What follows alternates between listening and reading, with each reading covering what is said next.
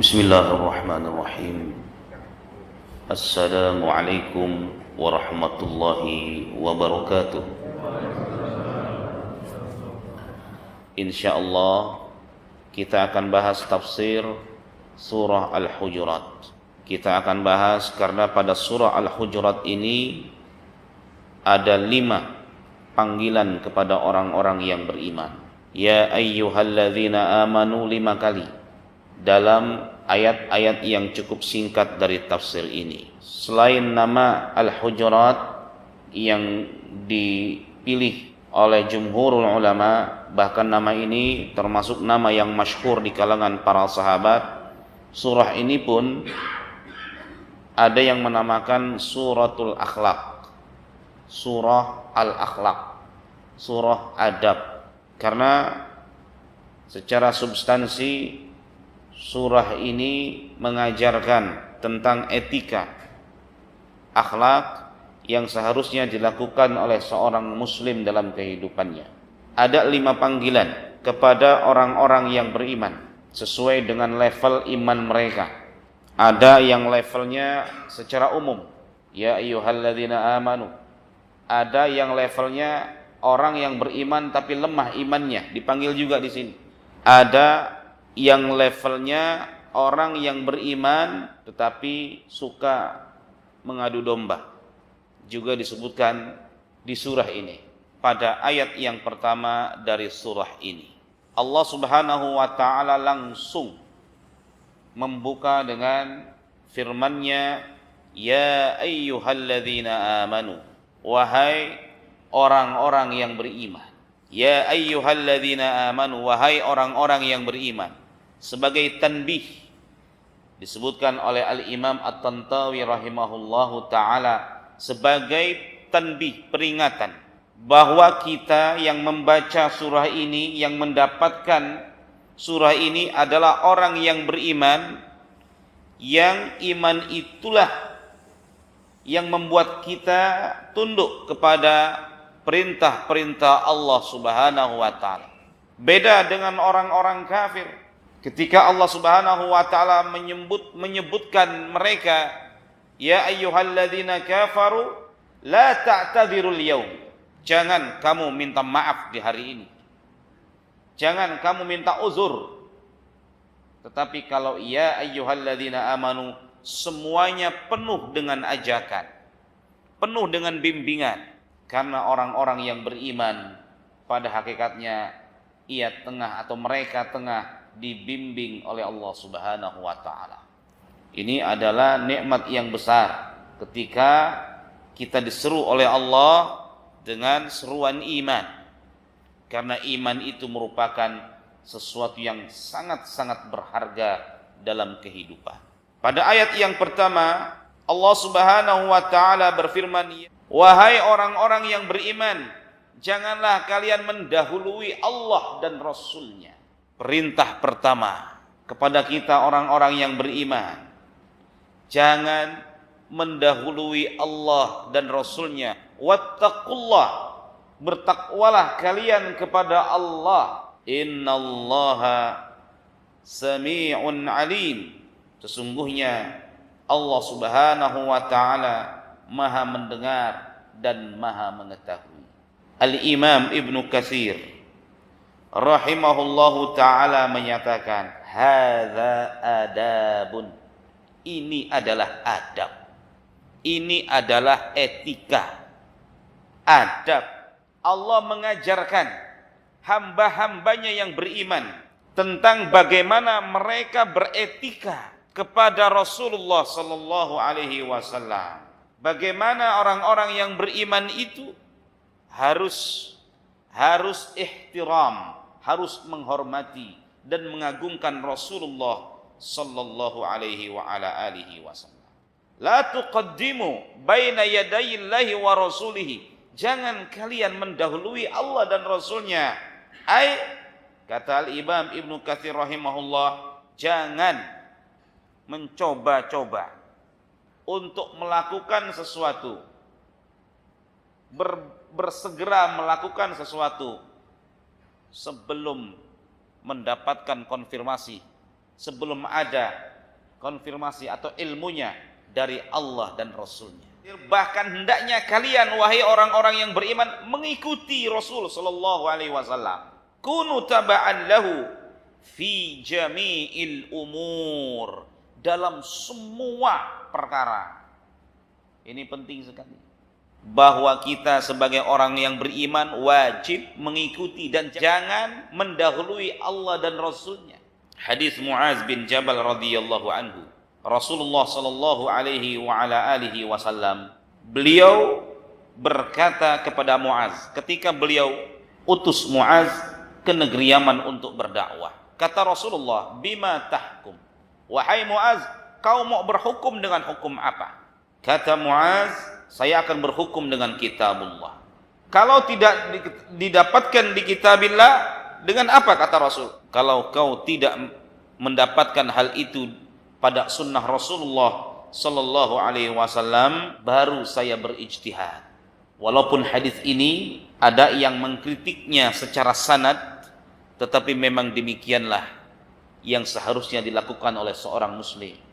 Kata Rasul sallallahu alaihi wasallam mengomentari sikapnya Muaz bin Jabal tadi, segala puji bagi Allah yang telah memberikan taufik kepada utusannya Rasulullah, yaitu Muaz bin Jabal radhiyallahu anhu, terhadap perkara yang diridhoi oleh Rasulnya. Jadi Rasulullah sallallahu alaihi wasallam memuji Muaz bin Jabal atas sikapnya itu. Allah Subhanahu wa taala menyeru lagi, wahai orang-orang yang beriman, janganlah kalian mengangkat suara kalian di atas suara Nabi.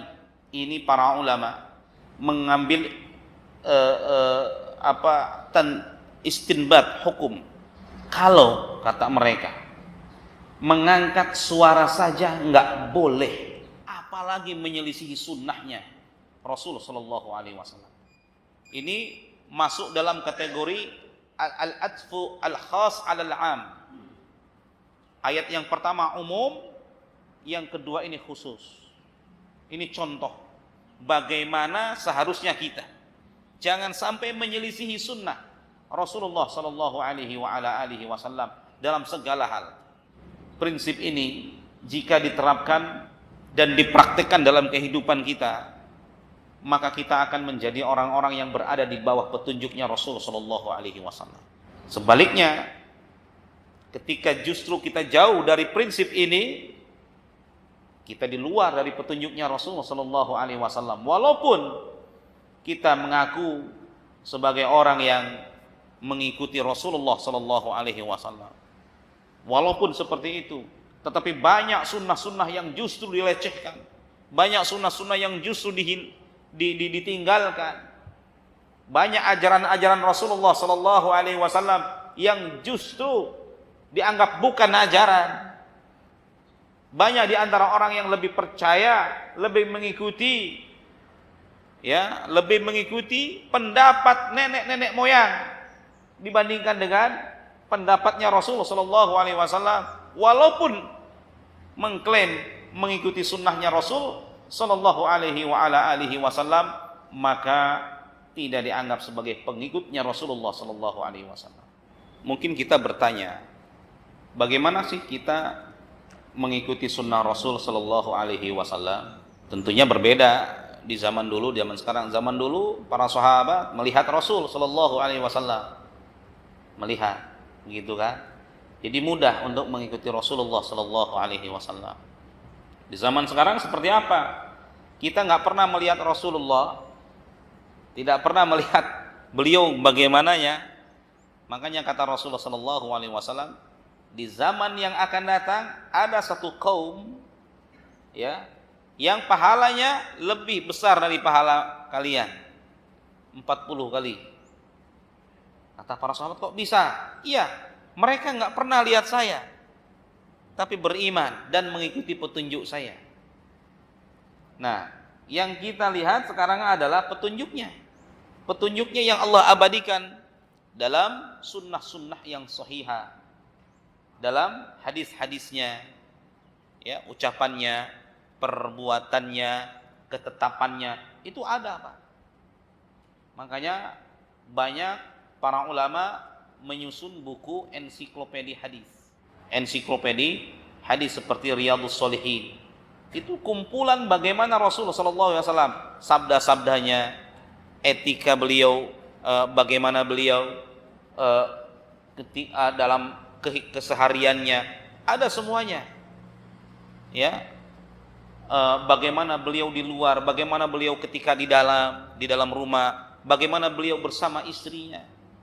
Aisyah radhiyallahu anha berkata, Rasulullah SAW itu jarang ganti barang. Kalau rusak, beliau enggak beli. Beliau SAW, kata Aisyah, itu menjahit sendalnya, dijahit sendalnya, bajunya yang robek itu dijahit. Begitu. Ini yang senang bapak-bapak. Pulang-pulang Rasulullah jahit, sudah jahit, jangan beli dulu. Iya, seperti itu ajarannya Rasulullah SAW. Itu keseharian beliau. Bagaimana beliau SAW ketika bangun, ketika menjelang tidur. Beliau, kata Aisyah radhiyallahu anha, kalau mau masuk rumah, beliau selalu bersiwak dulu, karena akan bertemu dengan istri dan keluarga. Ya, kalau beliau bersiwak, beliau kalau bangun dari tidur, beliau pun bersiwak karena akan melaksanakan sholat. Seperti itu ajarannya Rasulullah SAW. Luar biasa. Ketika beliau di luar, kata Anas bin Malik radhiyallahu an, beliau punya pembantu, beliau punya khadim. Ya, Anas bin Malik, wallahi, kata Anas, 10 tahun saya menjadi berkhidmat kepada Rasulullah SAW. Saya nggak pernah dengar beliau bilang, kenapa kau nggak melakukan ini, kenapa kau melakukan itu, nggak pernah. Masya Allah, akhlaknya beliau. Jadi informasi tentang muamalah tadi, ya, di zaman Rasul dan di zaman sekarang bisa kita praktekkan dengan cara menggali informasi tentang hadis-hadis Rasul Sallallahu Alaihi Wasallam. Bagaimana beliau itu di rumahnya seperti apa, ya, bagaimana beliau di luar rumah yang senantiasa tersenyum ketika bertemu, bahkan musuh pun ketika bertemu beliau, ya, sambut dengan baik. Bagaimana kesehariannya Rasulullah Sallallahu Alaihi Wasallam. Seperti itulah Rasulullah Sallallahu Alaihi Wasallam kehidupannya, dan kita bisa menggalinya lewat hadis-hadis Rasulullah SAW. Maka penting juga kita mengkaji hadis, ya, selain mengkaji Al-Quran, kita mengkaji hadis-hadis Rasulullah SAW, ya, seperti Riyadhus Shalihin itu luar biasa. Ya, kajian Riyadhus Shalihin itu kumpulan hadis, hampir 1400 hadis dikumpulkan oleh Al-Imam An-Nawawi rahimahullahu ta'ala. Etikanya luar biasa sekali. Banyak sekali di situ bimbingan Rasul sallallahu alaihi wasallam dalam hadis-hadis Riyadhus Shalihin itu. Juga hadis-hadis yang lain. Sehingga kita mengetahui, ya, bimbingannya Rasul itu seperti apa, sunnah itu seperti apa. Sunnahnya Nabi. Ini sunnah dalam arti global, ya, bukan sunnah dalam arti fikih, ya. Tapi sunnah ini yang dimaksud adalah tariqah, ya, jalannya Rasul sallallahu alaihi wasallam. Itu penting sekali dan wajib bagi kita untuk mengetahuinya, hukumnya wajib. Ya, jangan sampai kita lalai dari sunnah Rasul sallallahu alaihi wasallam, karena banyak orang awam saking tidak mengertinya dengan sunnah Rasul menganggap yang hak itu batil, yang batil itu hak, padahal ini adalah sunnah Rasulullah sallallahu alaihi wasallam. Ya. Wallahu a'lamu bis-shawab. Ya, dan banyak keprihatinan, ya, ketika ada orang yang mencoba untuk menghidupkan sunnah Rasulullah. Ada sebagian orang bilang, wah, fanatik banget sih, seperti itu. Wallahu a'lam bis-shawab. Ya, yang jelas ujian pasti akan ada bagi orang-orang yang berpegang teguh dengan kebenaran al-haq. Wassalamualaikum warahmatullahi wabarakatuh.